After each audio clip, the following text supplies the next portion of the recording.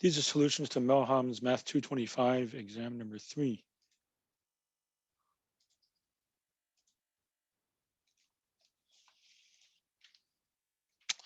Number 1, the graph of 3 to the x looks like this, goes through the point 0, 1.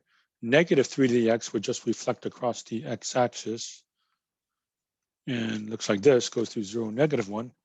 And then negative 3 to the x plus 1, I move this graph up 1 unit. So it'd go through the origin, and horizontal asymptote gets moved up 1 unit to y equals 1. So here's the graph. Domain is all real numbers. Range is from negative infinity to 1, not counting 1. Horizontal asymptote is y equals 1. Intercept is the origin. Number 2, e to the x looks like this, goes through 0, 1. E to the x minus 2, move the whole graph down 2 units. So the horizontal asymptote goes down 2 units also. So we have a horizontal asymptote at y equals negative 2. The domain is all real numbers. The range is negative 2 parenthesis to infinity. Horizontal asymptote y is negative 2. Intercepts, if I plug in 0, you have 1 minus 2, which is negative 1. This intercept, I set the equation e to the x minus 2 equal to 0. Add 2, 2 equals e to the x. Take the natural log of both sides, so x is ln 2. So the other intercept is natural log of 2 comma 0. Number 3, log base 9 of 27, call it x. Unscramble it, 9 to the x equals 27. Change both of these so they have the same base, namely 3. 9 is 3 squared, so 3 squared to the x equals 3 cubed. This can be rewritten as 3 to the 2x equals 3 cubed, which now means 2x equals 3, x equals 3 halves. Question number 4, since you have a quotient, you can write it as a minus ln of x squared minus ln. Square root means raised to the 1/2 power. 2 comes in front, half comes in front. So 2 ln x minus 1/2 natural log of 1 plus x squared. Number 5, there was a plus symbol, which means I can multiply the two expressions. And then unscramble it, 6 raised to the 1 equals x times x plus 1. Subtract 6 on both sides and distribute. X squared plus x minus 6 equals 0. Factor, x plus 3, x minus 2 equals 0. X equals negative 3 is not allowed because then you'll be taking the log of a negative from the original. And so the only real solution is 2. Number 6, plug into a of t is a0 e to the kt. The original amount is given to be 100. So 100 goes over here. 623 goes here.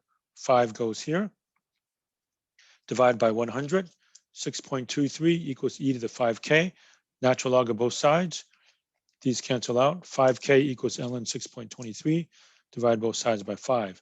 So k is about 0.365875. Plug that back into here. So my equation is a of t is 100 e to the 0.365875 t. Now we're asked to plug in 8 hours. So plug in 8 to the nearest whole number, 1867. Number 7, one side is 8, hypotenuse 15. Call this theta.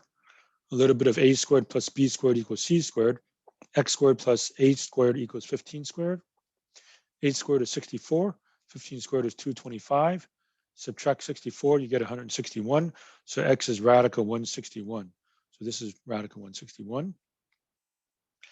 Sine of theta is opposite over hypotenuse, so radical 161 over 15. Cosine of theta is adjacent over hypotenuse, so 8 over 15. Tangent is opposite over adjacent, so radical 161 over 8. And the reciprocals are cosecant, secant, and cotangent. Flip, flip, flip. So 15 over radical 161, 15 over 8, and 8 over radical 161. Number 8, 40 degrees. Hypotenuse is 60 feet. Call this x, call this y.